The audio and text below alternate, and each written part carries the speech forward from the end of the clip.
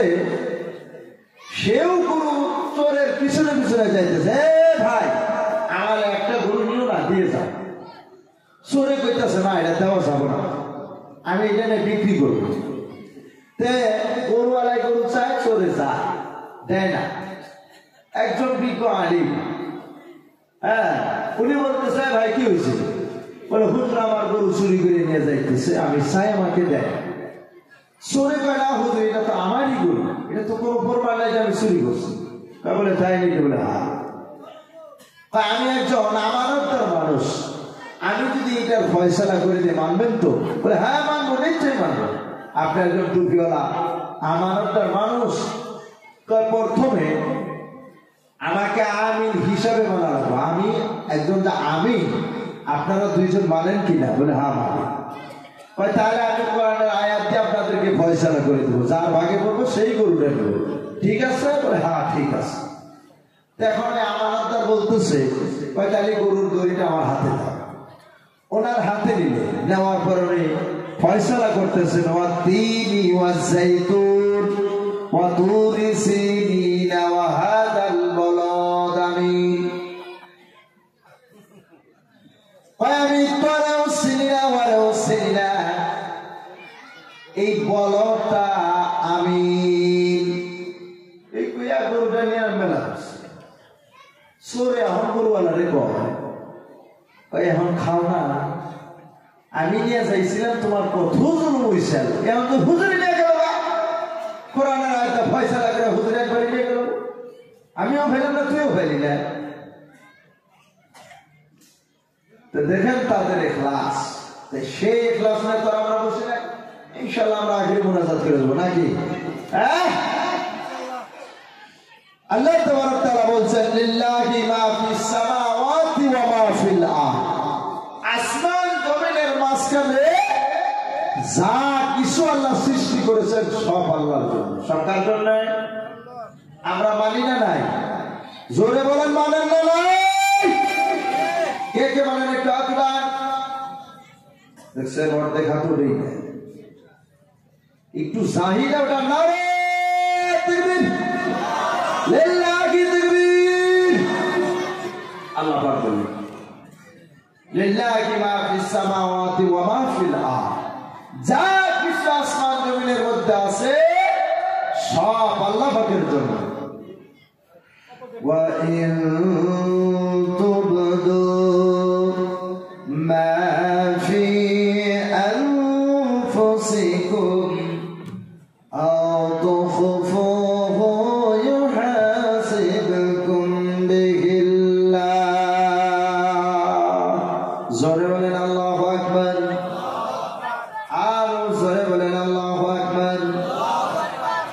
আল্লাহ রাব্বুল আলামিন বলেন, এ বিশ্বের মুসলমান, যা কিছু তুমি তোমার জবান দিয়ে, যা কিছু তুমি প্রকাশ্য হিসাবে, যা কিছু তুমি আলোচনা করো, গোপনীয় হিসাবে কানে কানে, মাটির নিচে, রাত্রির অন্ধকারে, দিনের পলকে, যা কিছু মনে মনে তুমি কল্পনা করো, আমার আপনার আল্লাহ রাব্বুল আলামিন সব কিছুই জানে।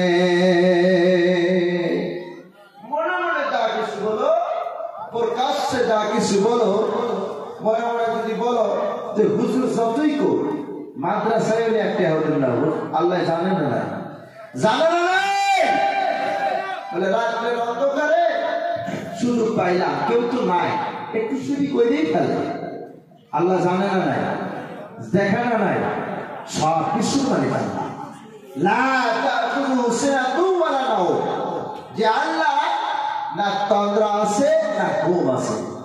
আমাদের তো ঘুম আছে, আমাদের ঘুমের আলামতও আছে।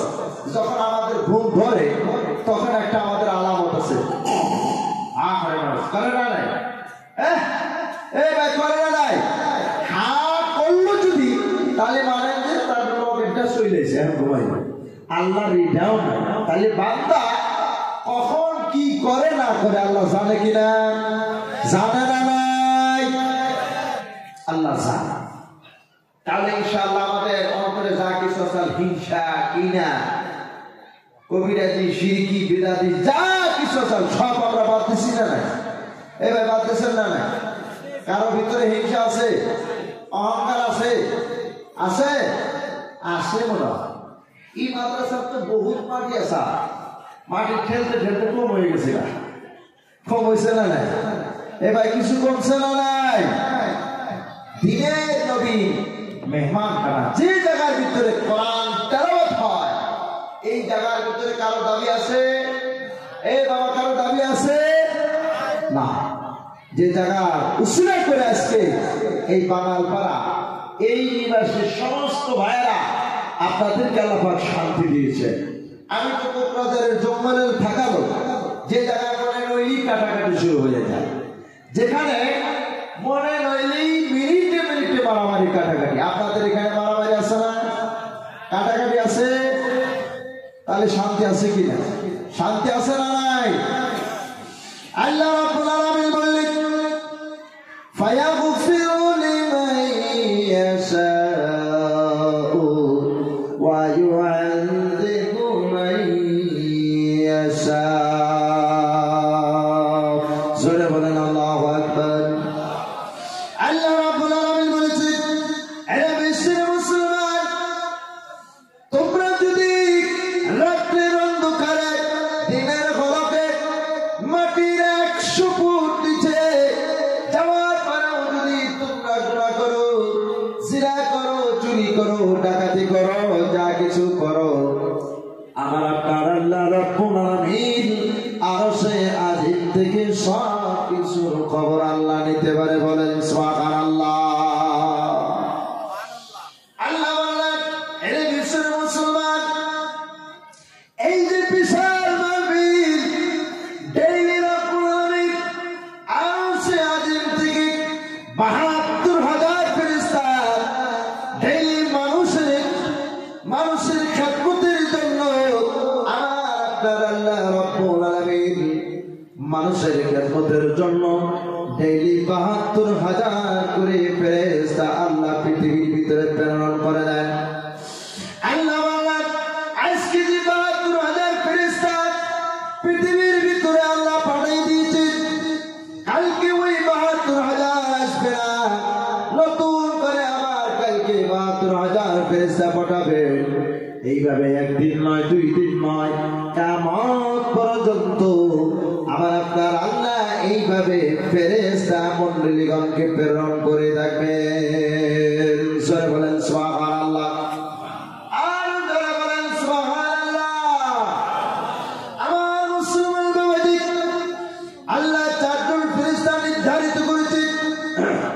হযরতে ইসরাফিল আলাইহিস সালাতু ওয়াস সালাম, মিকাইল আলাইহিস সালাতু ওয়াস সালাম, জিবরাইল আমিন, আজরাইল, 4 জন আল্লাহর বড় বড় ফেরেশতা যাদেরকে আল্লাহ রাব্বুল আলামিন নির্ধারিত করে রেখে দিয়েছেন। আল্লাহ 4 জনকে 4 ধরনের বারপণ্য দিয়েছে। কয় ধরনের বারপণ্য? আমার মুসলমান বাবাজি, জিবরাইল আমিন, গরম পানি দেবো, এটা বোতলে রেখে দিলাম, ঢাললাম। আমার মুসলমান বাবাজি, জিবরাইল আমিন, আল্লাহ রাব্বুল আলামিন জিবরাইল আমিনকে পৃথিবীর ভিতরে আল্লাহ রাব্বুল আলামিন আসমানের এক কোণা থেকে আরেক কোণা পর্যন্ত আমার আপনার আল্লাহ এত তাকত দিয়েছেন, এত শক্তি দিয়েছেন। একবার যদি ওনার 600 পাখা আছে, একবার যদি আসমানের এক কোণা যদি একবার স্পর্শ করে, সেকেন্ডের ভিতরে আসমানের আরো কোণায় পৌঁছতে পারে। আল্লাহ এত বড় শক্তি জিবরাইল আমিনকে দিয়েছেন। সেই জিবরাইল আমিনের কাজ হলো মাদ্রাসার তালিম ইলম যখন রাস্তায় বের হয়, আল্লাহ বলে, জিবরাইল, আমার নবীর মেহমান খানার থেকে মাসুম বিগুনা বাচ্চা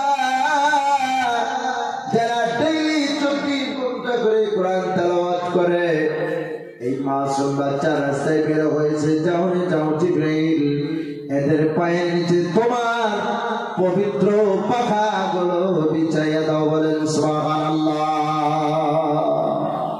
সুবহানাল্লাহ জোরে বলবেন না? আরেকটু জোরে বলা যাবে সুবহানাল্লাহ। ভাই আমাদের শক্তি কি একবারেই নাই? আমরা খানা খাইছি কিনা ভাই? খানা খাইছি না নাই? একটু জোরে বলা যায় না সুবহানাল্লাহ? মাতার দোস্ত বুঝুন, আমরা ভোটের টাইমে জিন্দাবাদ দেই ভাই। 5 টাকা লাল চা খায় সে গিয়ারে হয়েছে। হ্যাঁ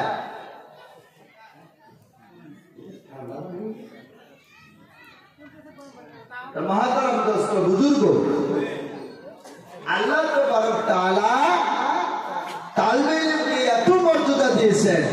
আল্লাহ জিবরাইলকে এই তালিবে ইলমের পায়ের নিচে পাকা বিছানোর জন্য পারমিশন দিয়েছেন।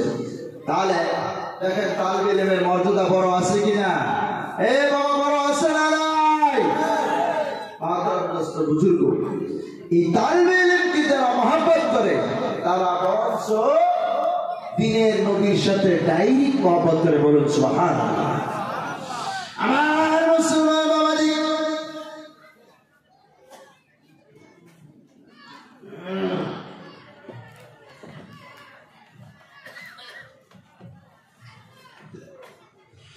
বন্ধুরা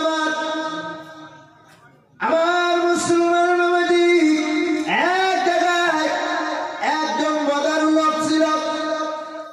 সকাল বিকেল দুপুর 3 বেলা মদ পান করত।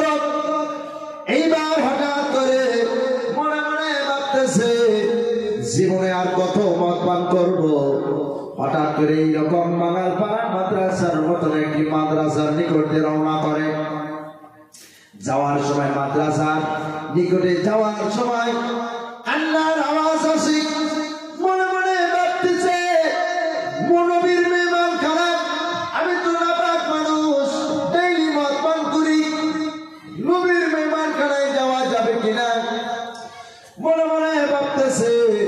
ভাবতে ভাবতে মাদ্রাসায় কান্নার আওয়াজ পাই ওনার সহ্য হলো না। মাদ্রাসার ভিতরে উনি ঢুকে পড়লেন। ঢোকার পরে দেখতেছেন ছোট একটি বাচ্চা কাঁদতেছে। এইবার বাচ্চাটাকে বলতেছে, বাবা তুমি কেন কাঁদো? আমার মুসলমান বাবাজি, বাচ্চাটি বলতেছে, হুজুর আমি আজকে 4 বছর ধরে মাদ্রাসায় লেখাপড়া করি, কিন্তু গত 1 বছর ধরে ডেইলি সকালবেলা মানুষের নাস্তা করে, আমার নাস্তা করার কোনো টাকা পয়সা নাই। আর যখন রাত হয়ে যায় এই কোরআনটা তেলাওয়াত করার জন্য লাইটের কোনো প্রহর নাই, লাইটের কোনো ব্যবস্থা নাই। আমি যদি লাইটের ব্যবস্থা হতো মনে হয় এতদিনে আমি কোরআনের হাফিজ হয়ে যেতে পারতাম। বন্ধুরা আমার, ওই মাদ্রাসার তালিবে এই কথাটা শোনার পর বলতেছে, বাবারে তুমি টেনশন করিও না, আমি ডেইলি মদ পান করি, আজকে থেকে আল্লাহর কাছে তওবা করলাম, আজকে থেকে আমি আর জীবনে মদ পান করবো না। যে টাকাগুলো দিয়ে মদ পান করি আজ থেকে সেই টাকাগুলো ডেইলি তোমাকে আমি দান করে দিব। এই টাকা দিয়ে তুমি মোমবাতি কিনে আল্লাহর কালামটা তুমি পরে পরে আমার জন্য দোয়া করিও, যাতে আল্লাহ যাতে এই নাপাক বস্তু খাওয়ার জন্য যাতে আমাকে আর যাতে আমার দ্বারাই যাতে না হয়। মুসলমান বাবাজি ডেইলি বাচ্চাটাকে নাস্তা করার জন্য টাকা দেয়, আর কোরআন পড়ার জন্য ইশারা করে কেরাসিনের ব্যবস্থা করে দেয়। এইভাবে দিতে দিতে দিতে দিতে কিছুদিন পরে হঠাৎ করে ওই মাদারুল লোকটা মারা গিয়েছে। গ্রামের ইমাম সাহেব মাইকের মধ্যে এলান করেছে, ওই মাদারুল লোকের জানাজায় কেউ শরীক হয় না। আমার মুসলমান বাবাজি, এইবার ওই ছাত্র ডেইলি মাদারুর জন্য দোয়া করে, আল্লাহ এই লোকটি নাকি তওবা করে জীবনের নতুন নাফা খাওয়া বাদ দিয়েছে, ডেইলি সকাল বেকাল আমার খবর লয়, কোরআন পড়ার জন্য লাইটের ব্যবস্থা করে দেয়, আর সকালে ডেইলি 2টা করে রুটির টাকা আমাকে নাস্তা করার জন্য দেয়। আর 2 দিন হয়ে গেল ওই বাইনার কিছু দেখি না, আল্লাহর কাছে দোয়া করতেছে। দোয়া করতে করতে হঠাৎ করে ওই মাদ্রাসা তালবে ইলম শুনতে পারলেন বলে ওই মাদার ভাইজানের মৃত্যু হয়েছে। ওই মাদ্রাসার তালবে ইলম ওনার নিকটে চলে গেলেন। যাওয়ার পরে ওনার মাথার ধারে কাছে দাঁড়িয়ে দাঁড়িয়ে আল্লাহর কাছে দোয়া করতেছেন, সূরা ইয়াসিন তেলাওয়াত করতেছেন আর আল্লাহর কাছে দোয়া করতেছেন, আল্লাহ আজ থেকে আমার কোরআন পড়ার জন্য কে জানি টাকা দিবে, কে জানি লাইটের ব্যবস্থা করে দিবে, কে জানি সকালবেলা আমার নাস্তার জোগাড় করে দিবে। আজকে আমার ভাইজানের মৃত্যু বরণ হয়েছে।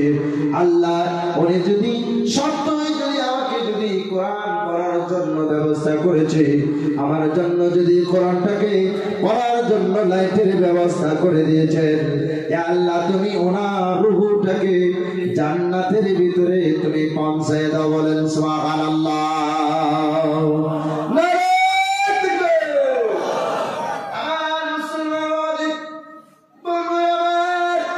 ইমাম সাহেব এলান করেছে এই মাদারুর জানাজায় যাওয়া যাবে না, ডেইলি মদ পান করে মাদারুর জানাজায় যাওয়া যাবে না। ইমাম সাহেব স্বপ্নের মধ্যে দেখতে পারতেছে ওই মাদারুর জানাজার মধ্যে দিনের নবী মায়ার নবী নিজে জানাজার মধ্যে দাঁড়িয়ে গিয়েছেন। সুবহানাল্লাহ। উনি ঘুম থেকে জাগরিত হইলেন, আশ্চর্য হয়ে গেলেন যে মাদারুর জন্য আমি মাইকে এলান করলাম জানাজায় যাওয়া যাবে না, কিন্তু মহৎ একজন বড় লোক, আমি তো বুঝতে পারি নাই। সকালবেলা দৌড়াইয়া আবার মাইকিং করেছে ওনার জানাজায় সময় শরীক হয়ে যাও, এতটা টাইমে ওনার জানাজা হয়ে যাবে। সকালবেলা যখন ওই ইমাম সাহেব যখন ওই মৃত্যু ব্যক্তির পাশে চলে গেলে, তারপরে দেখতেছে মাদ্রাসার একটি ছোট বাচ্চা ওনার মাথার কাছে দাঁড়িয়ে দাঁড়াইয়া আল্লাহ কোরআন তেলাওয়াত করতেছে, সূরা ইয়াসিন তেলাওয়াত করতেছে। এইবার জিজ্ঞাসা করতেছে, বাবাজি এই মৃত্যু ব্যক্তি আপনার কি হয়, আপনি তার জন্য কোরআন তেলাওয়াত করে দোয়া করতেছে। ওই ছোট বাচ্চাটি বলতেছে, বাবা হুজুর আজ কি একটি বছর ধরে আমার ভাইজান উনি ডেইলি মদ পান করতো, হঠাৎ করে একদিন মাদ্রাসার কাছে দিয়ে চলে আসার সময় আমি কান্নার অবস্থায় ছিলাম, 3 দিনের ওরা হারাইছিলাম। আমার কান্নার আওয়াজ পেয়ে মাদ্রাসায় ঢুকে পড়লো। আমি তাকে আমাকে জিজ্ঞাসা করলো, ভাই কেন কান্দ? আমি বললাম আজকে 2 দিন ধরে ওরা আমি আল্লাহর কোরআন তেলাওয়াত করি, রাত্রেবেলা কোরআন তেলাওয়াত করার জন্য লাইটের কোনো ব্যবস্থা নাই। খোদার কসম ওই দিন থেকে উনি আল্লাহর কাছে তওবা করলে, যেগুলো টাকা দিয়ে আমি নেশা করি, যেগুলো টাকা দিয়ে আমি মদ পান করি, আমার শরীরের মধ্যে স্পর্শ করে ওয়াদা করলো আজকে থেকে যত টাকা লাগবে কোরআন তেলাওয়াত করার জন্য সমস্ত টাকা আমি তোমাকে বহন করব। ওই দিন থেকে আমি কোরআন তেলাওয়াত ডেইলি আমি কোরআন তেলাওয়াত শুনতে পারি। এইভাবে আমাকে অনেক সহায় করেছেন। আজকে উনি মারা গিয়েছে, আল্লাহর কাছে আমি দোয়া করতেছি আমার ভাইজানের কবরখানা যাতে আল্লাহ জান্নাতের ফয়সালা করে দেয়। ইমাম সাহেব মনে মনে ভাবলেন, এই জন্য তুই আমি দেখলাম এই ব্যক্তি তো ছোট মোটো লোক নয়, যারা মাদ্রাসা তালবে ইলমের সাথে সম্পর্ক রাখে, বরঞ্চ যারা নবীর সাথে সম্পর্ক রাখে, যারা নবীর সাথে সম্পর্ক রাখে তারা বরঞ্চ দিনের নবীর সাথে যারা সম্পর্ক রাখে তারা বরঞ্চ আর আল্লাহ রাব্বুল আলামিনের সাথে সম্পর্ক রাখে। সুবহানাল্লাহ।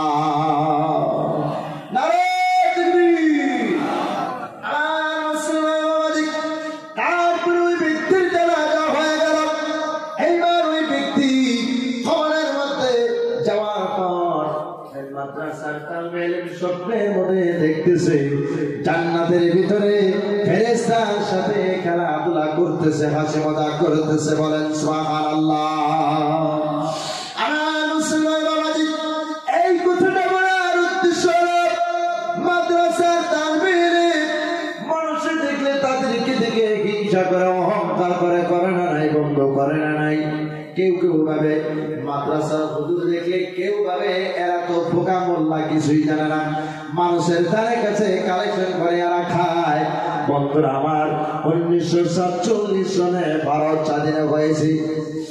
1947 সনের আগে ইংরেজের দলেরা কোরআনের হাফিজদেরকে দিল্লির প্রথম গেট থেকে নিয়ে লাকি পর্যন্ত হাজার হাজার কোরআনের আলিম, হাজার হাজার কোরআনের হাফিজদেরকে ফাঁসি লটকানো হয়েছিল। একটা আলিম এইরকম ছিল না যে তারা চিন্তা ছেড়ে দিয়েছে লাশ মুহূর্তে। এই আলিম ওলামা কোরআনের পিছনে মেহনত দিয়ে নিজের জীবন ত্যাগ করে দিয়ে শহীদ হইয়া আর সেই কোরআনের পতাকা উত্তোলন করেছে, যাদের উসিলাকে বিশ্বের জমিনের ভিতরে মুসলমানের একটা প্রমাণ আছে আল্লাহর কোরআন। বন্ধুরা আমার, মুসলমানের দ্বিতীয় প্রমাণ আছে আল্লাহর হুকুম নামাজ। মুসলমানের দ্বিতীয় প্রমাণ আছে রমজান মাস আসলে রোজা রাখা, যাকাত দেওয়া। এইটা হলো মুসলমানের প্রমাণ। বন্ধুরা আমার, আজকে আমাদের সামনে এই বাঙালপাড়া ইসলামিয়া মাদ্রাসার ভিতরে হাজার হাজার কোরআনের হাফিজ, এখান থেকে প্রোডাকশন দেওয়া হয়। তারা বিশ্বের কোনায় কোনায় গিয়ে আল্লাহর এই কোরআনকে তারা তেলাওয়াত করবে। একজন মানুষকে কোরআনের একটি আয়াত যদি তারা সত্যভাবে শোনাইতে পারে, শোনাইলেও 10 নেকি, যারা পড়ে তাদেরও 10 নেকি। যারা এই কোরআনের হাফিজদেরকে তাদের সাইটে যারা জোগাড় দিয়েছেন, যারা টাকা পয়সা দিয়ে সহায় করেছেন, তাদের হলো অর্ধেক নেকি আল্লাহ তাদের আমলনামায় লিখে দেবে। কোন সুবহানাল্লাহ। নারে তাকবীর। যারা কোরআন পড়ে এবং যারা কোরআন পড়ে তাদেরকে শোনায়, যারা পড়ে ওদেরও 10 নেকি, আর যাদেরকে শোনায় ওদেরও 10টা নেকি। যারা এই কোরআন পড়ার ব্যবস্থা করে দেয় তাদের অর্ধেক নেকি আল্লাহ তাদের কবরে পৌঁছে দেবে। কোন সুবহানাল্লাহ। আর একটু জোরে বলেন সুবহানাল্লাহ। আল্লাহ নবী বলেছেন, এ বিশ্বের মুসলমান, মান কারাল কুরআন, যারা কোরআন পড়ে ওয়া হাফিজাহু, এবং যারা কোরআনকে মুখস্থ করে, আদখালাহুল্লাহুল জান্নাহ, ওদেরকে আল্লাহ জান্নাতে প্রবেশ করাবেন। শুধু ওরা একাই জান্নাতে যাবে না, ওয়া শাফাআহু ফি আশরাতি বিল আহলি বাইতিহি কুল্লুহুম কাদ উসজিবান নার। জোরে বলেন আল্লাহু আকবার।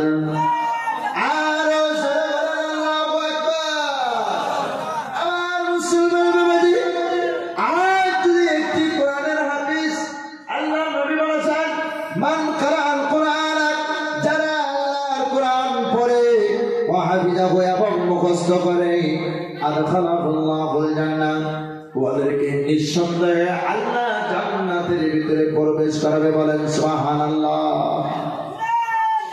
শুধু ওরা একাই জান্নাতে যাবে না, ওয়া শাফাহু, ওই হাফিজের সুপারিশে, ওই আলিমের সুপারিশে 10 জন এরকম বান্দাকে আল্লাহ জান্নাতে দিবে, যে ব্যক্তিরা অলরেডি জাহান্নামের হুকুম হয়েছে, জাহান্নামের গেটে গিয়ে তারা দাঁড়িয়ে রয়েছে। আল্লাহ রাব্বুল আলামিন এই বাঙালপাড়া ইসলামিয়া মাদ্রাসার একটা কোরআনের হাফিজ যদি আপনারা বের করে দিতে পারেন, এই হাফিজ সাহেবকে আল্লাহ ডাক দিবে। আল্লাহ বলবে, এ কোরআনের হাফিজ, এ আমার খাস বান্দা, এদিকে আসো। আল্লাহ ডাক দিবে, ডাক দিবে। বাঙালপাড়ার যতগুলো মানুষ এই হাফিজের পিছনে 10 টাকাও যদি কেউ খরচ করেছে, 10,000 টাকা যদি কেউ খরচ করেছেন, আল্লাহ রাব্বুল আলামিন ওই হাফিজের সুপারিশে আপনার মতন 10 জন জাহান্নামীকে আল্লাহ নিজে হাফিজের সুপারিশে আল্লাহর জান্নাতে ভর্তি করে দেবে। বলেন সুবহানাল্লাহ। আমার মুসলমান, পৃথিবীর জমিনের ভিতরে একটা দলের সুপারিশ আল্লাহ মানবে, সেটা হলো কোরআনের হাফিজ। দ্বিতীয় নম্বরে কোরআনের আলিম। এই দুইটি দল যেই দিন আপনি মৃত্যুবরণ করবেন করবেন, যেদিন আপনি মৃত্যুবরণ করবে। আল্লাহর কোরআনের কথা, ইয়াউমা ইয়াফিরুল মারউ মিন আখিহি ওয়া উম্মিহি ওয়া আবিহি ওয়া সাহিবাতিহি ওয়া বানিহি। হে বিশ্বের মুসলমান, যেদিন আপনি মৃত্যুবরণ করবেন, আপনার পাশে দিয়ে আপনার মা চলে যাবে, আপনাকে চিনবে না। আপনার ভাই যাবে, চিনবে না। মা 10 মাস 10 দিন পেটে গর্ভে ধারণ করেছিলেন, এত কষ্ট করে মেহনত করে আপনাকে লালিত পালিত করে, বুকের দুধ পান করে আপনাকে বড় বানিয়েছিলেন। বা অন্যকে সেই মান নিকটে যাবেন, বলবেন মা এত আদর করেছিলেন, এত মহব্বত করেছিলেন, আমি এখন একটা নেকির কারণে আমি জান্নাতে যাইতে পারতেছি না। তুমি যদি সত্যি করে আমার মা একটা নেকি আমার জন্য দয়া করে দান করে দাও। মা বলবে আমি কেন মা ছিলাম না, আমার কোনো সন্তান ছিল না, আমার বিবাহই হয় নাই, আমি সন্তান খেতে পাই না। এইভাবে মাও পরিচয় দেবে না, বাবাও দেবে না, ছেলের সন্তান কেউ ধরা দেবে না। কিন্তু বহুত বড় একটা সম্পত্তি এই মাদ্রাসার ছাত্রর পিছনে 10 টাকা যদি কোনোদিন খরচ করেছেন, এই ছাত্র আপনাকে আপনার পরিচয়টা ছাত্র গোপন করতে পারবে না। আল্লাহর ইচ্ছা জান্নাতে যাওয়ার সময় ছাত্র কোরআনের হাফিজ আপনার সামনে পড়ে যাবে। আল্লাহর কাছে সুপারিশ করি, জান্নাতুল ফিরদাউস আপনার জন্য আল্লাহর কাছে দোয়া করি, সুপারিশ করে আল্লাহ রাব্বুল আলামিন তখন আপনার জন্য জান্নাতের ফয়সালা করবে। বলেন সুবহানাল্লাহ। এই কোরআনের হাফিজ, এই মাদ্রাসার তালেবে ইলম, এরা ঋণী, এরা ঋণ। আপনারা আপনাদের 10 লাখ একের বোঝা, 1 টাকা 2 টাকা 20 টাকা 1000 টাকা যত গুড় তত মিঠা আপনারা দিয়ে দিয়ে এই মাদ্রাসাকে এই পর্যন্ত আপনারা ঠিক রাখছেন, বরঞ্চ কেমন পর্যন্ত এইভাবে ঠিক থাকবে কিনা? ভাই ঠিক থাকবে না? নাই এইভাবে আল্লাহ কেমন পর্যন্ত এই মাদ্রাসাকে ঠিক রাখবে।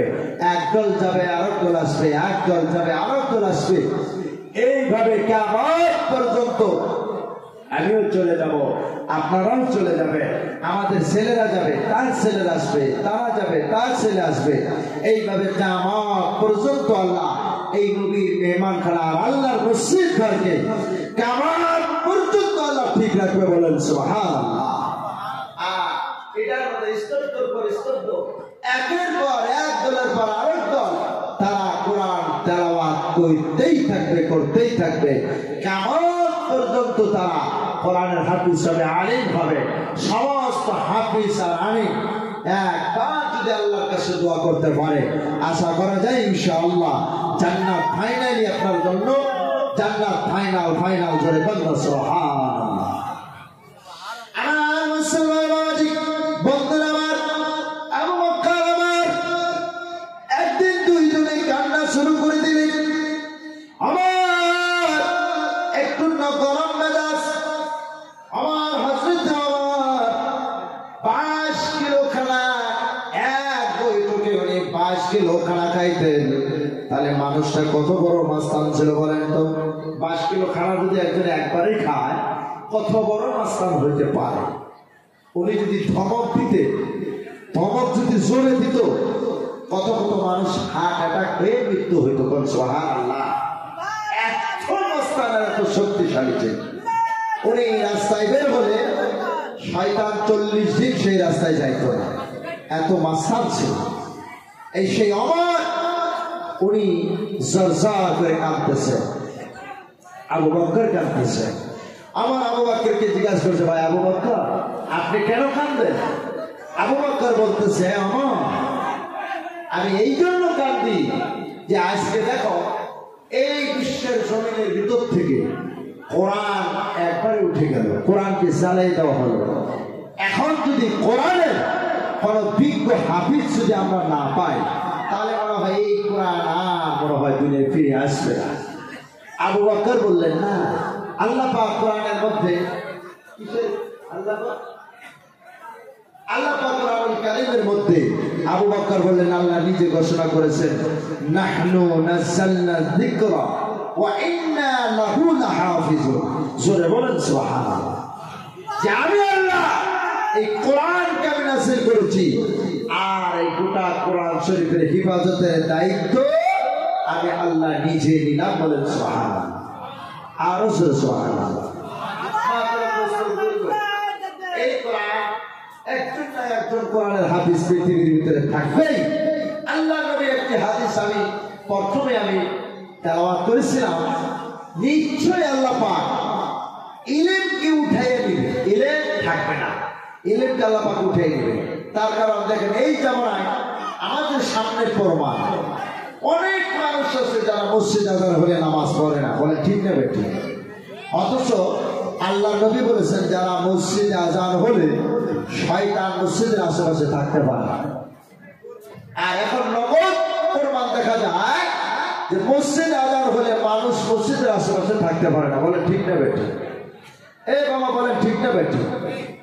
প্রত্যেকে এই যে পৃথিবীর ভিতরে আমাদের ভিতরে চলে আসছে, আমাদের ছেলেরা নামাজ পড়ে না, এরা ফ্যাশন করে ঘুরে, শিকড় খায়, বিড়ি খায়, তামুক খায়, এরা সিনেমা দেখে, গানের প্যান্ডেলে ভর্তি, মদের লাইনে যাবে, মদের জায়গায় দেখবেন আমাদের মুসলমানের ভিড়, তাসের লাইনে যাবেন আমাদের মুসলমানের ভিড়, গানের প্যান্ডেলে মুসলমানের বাচ্চারা হেডলাইনে থাকে। বলেন ঠিক না বেটি? এই বাবা বলেন ঠিক না বেটি? এই সমস্ত থেকে হেফাজতের জন্য, এইগুলার থেকে বাঁচার জন্য একটা জায়গা আছে আর একটা উপায় আছে, সেটা নবীর মেহমানখানা। এই জায়গায় আমাদের ছেলেদেরকে ভর্তি করা হবে। তারপরে ওই ছেলেটা যখন আস্তে আস্তে কোরআনের হাফিজ হবে বা আলিম হবে, তারপরে যদি উনি ডাক্তার, ইঞ্জিনিয়ার যাই হোক না কেন, ওনার আমলটা ঠিক থাকবে কিনা? বা আমল ঠিক থাকবে না? নাই। আমরা যদি এটা না করতে পারি তাহলে আমাদের মহৎ আমাদের অসুবিধা হয়ে যাবে। এই ইসলামকে কোন জায়গায় মুসলমান দাম পাও, মুসলমানের ইজ্জত রক্ষা হবে না। মুসলমানকে এটা কি কার করে না? এদিকে কিসের আল্লাহ? আরে ভাই মারামারি আছে কি হয়েছে? তাদেরকে বুঝাই পেটে নেবো সাপ। আজকে একটা প্রোগ্রামে মারামারি দিন হইল নাকি? বড় মানুষ না ছোট মানুষ? পেন্ডেলে বসে ওটাউটি করে। এটা শয়তানের ধোঁকা। যেখানে মারামারি লাগছে যাই থেকে আমি একটু শরীক হইতে পারি নাকি? হ্যাঁ, মহাতারাম দোস্ত বুজুর্গ, বিশেষ করে মুসলমানের ভিতরে অনেক খারাপই ঢুকে পড়ছে। আমরা কোরআনকে তেলাওয়াত করার আমাদের সুযোগ সুবিধা হয় না। বলে ঠিক না বেঠিক? আজকে আবু বকর ওমর ওনারা যে চিন্তা করেছেন, আরে আল্লাহ নবীর জামানায় কত কোরআনের হাফিজ ছিল, আজকে আমাদের সামনে একটা হাফিজও দেখা যায়। এই কথা কল্পনা করে আবু বকর ওমর দুইজনে মশারা করে রাস্তায় বের হলেন। বের হওয়ার সময়, বের হওয়ার পরে কিছু রাস্তা যাওয়ার পর ছোট্ট একটি বাচ্চার সাথে মোলাকাত। বাচ্চাটি ওমরের সাথে, আবু বকরের সাথে সালাম করছে। সালাম করার পর ওনারা জিজ্ঞাসা করছে আপনার নাম কি বাজান? বলে আমার নাম হযরতে সাঈদ বিন সাবিত রাদিয়াল্লাহু তাআলা আনহু। বলে আপনি কোরআন পড়া জানেননি? বলে জি হ্যাঁ, আল্লাহর ইচ্ছা গোটা কোরআন শরীফ আমি সূরা ফাতিহার মতো মুখস্থ শোনাই দিতে আল্লাহ যদি ইচ্ছা করে ইনশাআল্লাহ পাবো। বলেন সুবহানাল্লাহ। আবু বকর ধরে কোলে নিয়ে চুম্বু খাইতে খাইতে উনি বাইতুল মালের দিকে নিয়ে আসেন। আসার পর ওই ছাত্রকে, ওই যায়েদ বিন সাবিত রাদিয়াল্লাহু তাআলা আনহুকে বলতেছে, বাবা তুমি তেলাওয়াত করো তো। উনি আউযু বিল্লাহি মিনাশ শাইতানির রাজীম বিসমিল্লাহির রহমানির রহিম এইভাবে এখান থেকে শুরু করে সূরা বাকারা থেকে সূরা নাস পর্যন্ত একের পর এক তেলাওয়াত কইরি আছে। আবু বকর ওমর কিছুগুলো কোরআনের আয়াত পাথরের উপরে লেখা শুরু করলেন, কিছু মাটির মধ্যে, কিছু কাঠের মধ্যে, কিছু অথচ গাছের পাতার মধ্যে। এইভাবে লেখতে লেখতে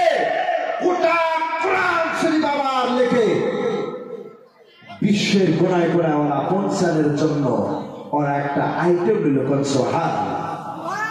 আর আমাদের ছেলেরা কোরআন লিখবে তো দূরের কথা, আমাদের ছেলেরা স্কুলের মধ্যে যায় আগে লেখে আই লাভ ইউ। বলে ঠিক না বেঠিক? বলে আমি তোমাকে ভালোবাসি। আরে এই ফাতেমাকে ভালোবাসি, জরিনাকে ভালোবাসি। আরে ভাই, এই ভালোবাসা এইটা হলো নাপাক ভালোবাসা। ভালোবাসতে হলে আল্লাহকে ভালোবাসো, নবীকে ভালোবাসো। নবীর কোরআন, আল্লাহর কোরআন নবীর প্রতি যে অবতীর্ণ হয়েছে, এই কোরআনকে ভালোবাসো। এই কোরআনকে ভালোবাসে পৃথিবীর থেকে যদি বিদায় নিতে পারো, তোমার জান্নাতটা এত বড় হবে, জান্নাতে ঢোকার ঘেরটা 40,000 বছর যদি হাঁটো, জান্নাতের দরজা যেটা লম্বাই চড়ে এটা শেষ হবে না। বলেন সুবহান। এত বড় আপনার দরজাটা হবে। আল্লাহ রাব্বুল আলামিন বলেন, সেই জান্নাতে যাওয়ার জন্য কারা কারা প্রস্তুত আছে? আল্লাহ বলেন, ইল্লা আতাইনাকাল কাউসার ফাসাল্লি লিরাব্বিকা ওয়ানহার ইন্না শানিআকা হুয়াল আবতার। জোরে বলেন আল্লাহু আকবার। আল্লাহ বললেন, বিশ্বের মুসলমান, আমি আমার নবী রাসূল করিম সাল্লাল্লাহু আলাইহি ওয়াসাল্লামকে হাউজে কাউসার আমি দান করলাম। এই হাউজে কাউসারের কিনারাটা মণিমুক্তা দিয়ে তৈরি করা। হাউজে কাউসারের পানি দুধের থেকে বেশি সাদা, মধুর থেকে বেশি মিঠা হবে। যে জান্নাতি লোকদেরকে একবার ওই কাউসারের পানি পান করানো হবে, আর জীবনে সেই পিপাসা লাগবে না। আজীবন পর আপনার মুখের মধ্যে ওই শরবতের মিঠা মিঠা মিঠা একটি যে আপনার ভাব থাকবে, সারা জীবন সেই মিঠা ভাবটা থেকেই যাবে। বলেন সুবহানাল্লাহ। আল্লাহ বলেন, বান্দারে, তারপরে দুইটি নহর, একটি নদীর পানিতে তোমাকে গোসল করানো হবে। সমস্ত ময়লা কিছু যা কিছু আছে সব দূর হয়ে যাবে। আর একটা নদীর পানি দিয়ে যখন গোসল করা হবে, তোমার আর জীবনে মৃত্যু হবে না। আবাদান আবাদান জিন্দেগি তুমি জান্নাতের ভিতরে থাকতে পারবে।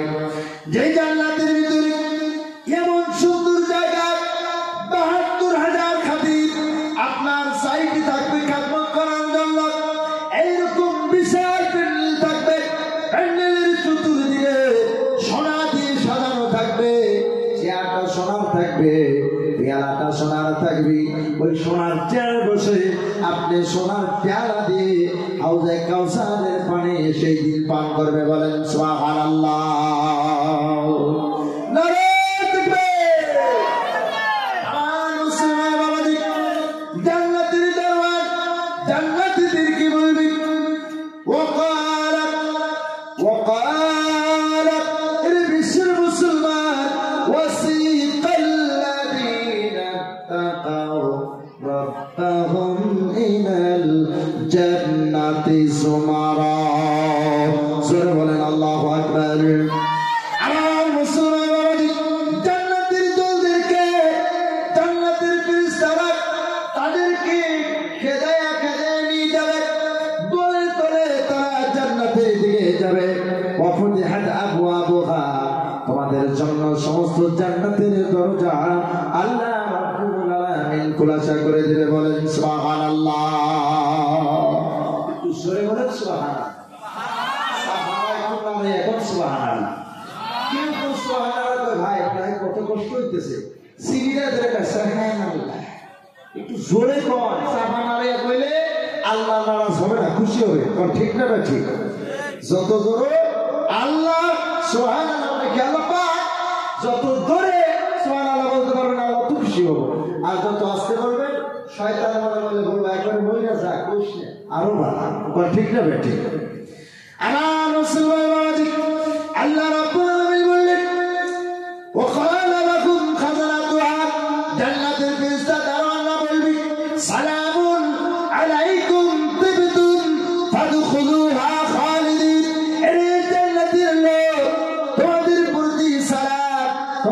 গুরু কি খুশখবরি, তোমরা এই জান্নাতের ভিতরে আবাদান আবাদান জিন্দেগি থাকতে পারবে। বন্ধুরা আমার, জান্নাতি মেহমানদেরকে জান্নাতের দারোয়ানরা তাদেরকে খুশখবরি সালাম দিয়ে জান্নাতের ভিতরে প্রবেশ করিয়ে দেবেন।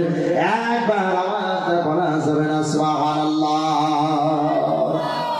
আমার মুসলমান বাবাজি, সেই জান্নাতের ভিতরে ৭২,০০০ খাদিম খেদমত করবে। আর বিশেষ করে কোরআনের মধ্যে ৩৯ পারা সূরা মুলুক, মুলুক শব্দের অর্থ হলো বাচ্চা, সমস্ত সূরার বাচ্চা হলো সূরা মুলুক।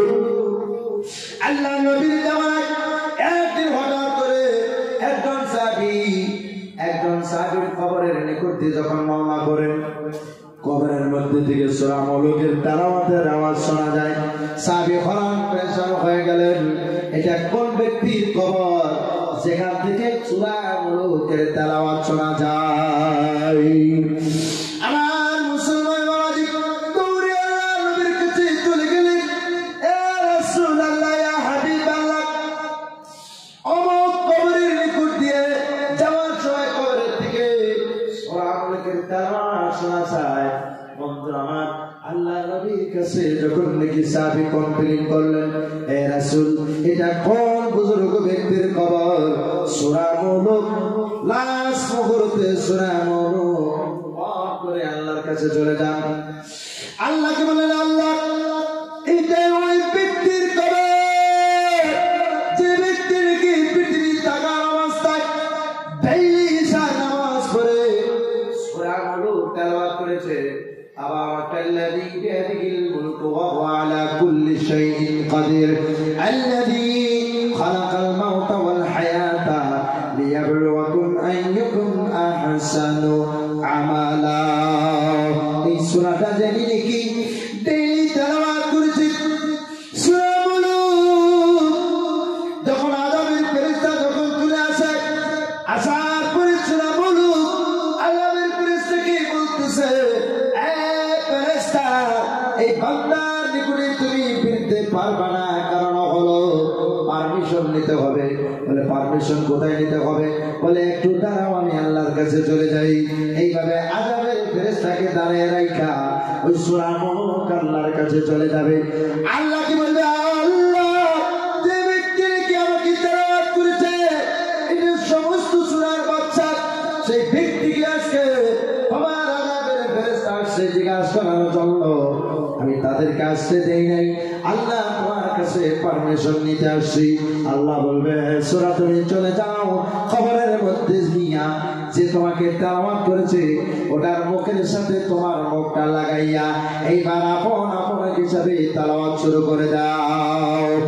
আর তোমাকে যিনি তেলাওয়াত করেছে ওরা কি জান্নাতে যাওয়ার জন্য, জান্নাতের জন্য আমি ওনাদের সার্টিফিকেট দিয়ে দিলাম। একবার আওয়াজ বলা যাবে সুবহানাল্লাহ। নারে তাকবীর, লিল্লাহি তাকবীর। আমার মুসলমান বাবাজি, ওই সূরা যখন চলে আসে, আসার পরে আযাবের ফেরেশতাকে বলতেছে, ফেরেশতা রে, আল্লাহর কাছে পারমিশন নিয়ে আসি, এই ব্যক্তির জন্য আল্লাহ রাব্বুল আলামিন জান্নাতের ফয়সালা করেছে। বলুন সুবহানাল্লাহ। আমার মুসলমান বাবাজি, এইভাবে এই গোটা মাহফিলের ভিতরে অনেক আয়াত আছে, অনেক আয়াত আছে। আমরা কোনদিন ফয়সালা মুলুক তেলাওয়াত করি নাই। ফজরের নামাজের পরে সূরা ইয়াসিন, যোহরের পরে সূরা ফাতিহা, এই আসর নামাজের পরে সূরা নাবা, মাগরিবের পরে সূরা ওয়াকিয়া, ঈশার নামাজের পরে সূরা মুলুক। এই পাঁচ ওয়াক্ত নামাজের পর পাঁচটা সূরা তেলাওয়াত দুনিয়ার কোনো জায়গায় হয় না, শুধু একটা জায়গায় হয়, যে জায়গাটা হলো নবীর মেহমানখানা, নবীর মাদ্রাসা। এই জায়গার ভিতরে মাদ্রাসার তালবেলের পাঁচ ওয়াক্ত নামাজের পরে পাঁচটা সূরা যখন তেলাওয়াত করে, গোটা গ্রাম অঞ্চলের মধ্যে আল্লাহর আযাবের ফেরেশতা কোনো কবরস্থানের মধ্যে ভিড়তে পারে না। বলেন সুবহানাল্লাহ। আমার মুসলমান বাবাজি, আশা করা যায় এই বাঙালপাড়া ইসলামিয়া মাদ্রাসার মধ্যে যত ছাত্র আছে বিজ্ঞ বিজ্ঞ হাফিজ আছে, আলিম আছে, ওনারা 5 ওয়াক্ত নামাজের পরে 5টা সূরা এদের ডেইলি তেলাওয়াত হয়। আশা করা যায় আপনারা আগে পাশে যেগুলা মৃত ব্যক্তির খবর আছে, যেগুলা মৃত্যু হয়েছে আর আগে যারা মৃত্যু হবে, যতদিন পর্যন্ত মাদ্রাসা থাকবে ততদিন পর্যন্ত এই সমস্ত কবরের মধ্যে আমার আপনার আল্লাহ আযাবের ফেরেশতা পাঠাবেন। আসলে বলেন সুবহানাল্লাহ। আমার মুসলমান বাবাজি বন্ধুরা, আজকে সেই বাবার পাড়া মাদ্রাসায় আমরা এখানে বসে বসে আল্লাহর কোরআনের কথা শুনতেছি, নবীর কথা শুনতেছি রে বাজান। বন্ধুরা আমার, আমি আপনাদের কোকরাঝাড়ের মেহমান। যে জায়গার ভিতরে 2012 গন্ডগোল হয়েছে আপনারা সবাই জানেন, জানেন না নাই? জানেন না নাই? হাজার হাজার মানুষ মুসলমানদের কি কতল করা হয়েছে, ছোট্ট ছোট্ট বাচ্চাদেরকে টান দিয়ে ছেড়ে ছেড়ে মাছ খাওয়ার জন্য নদী ফেলায় দেওয়া হয়েছে। গরম পানির মধ্যে ছোট ছোট বাচ্চাদেরকে গরম পানির মধ্যে সেদ্ধ করা হয়েছে। মানুষের নিচে থেকে চামড়া সোলাইয়া উপরের দিকে ওঠানো হয়েছে।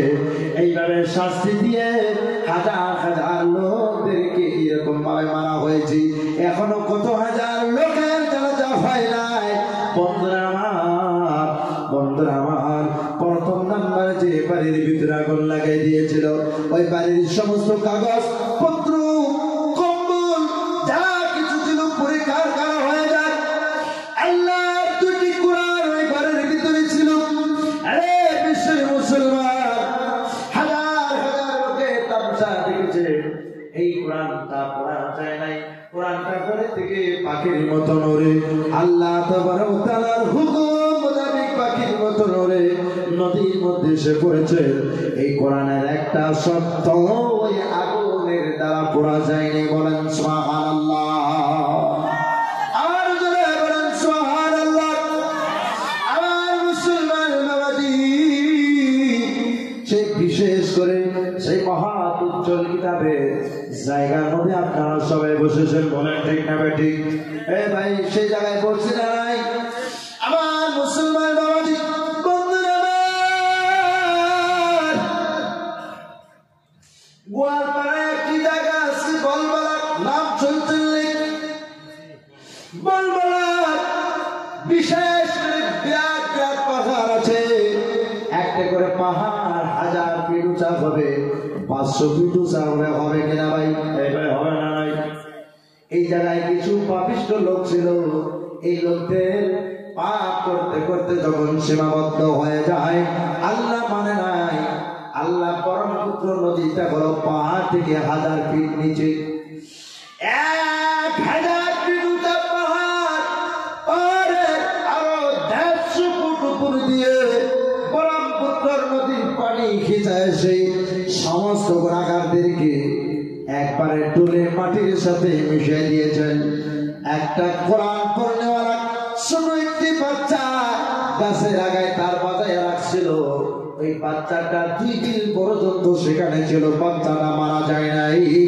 একবার জোরে বলা যাবে না সুবহানাল্লাহ। আমার মুসলমান বাবাজি, আশা করা যায় এই জায়গার ভিতরে এই মাদ্রাসার উসিলা করে যত ধরনের মুসিবত আছে, আপনাদের মনে হয় নদীর সমস্যা আছে, বন্ধুরা ভাই ঠিক না ভাই ঠিক?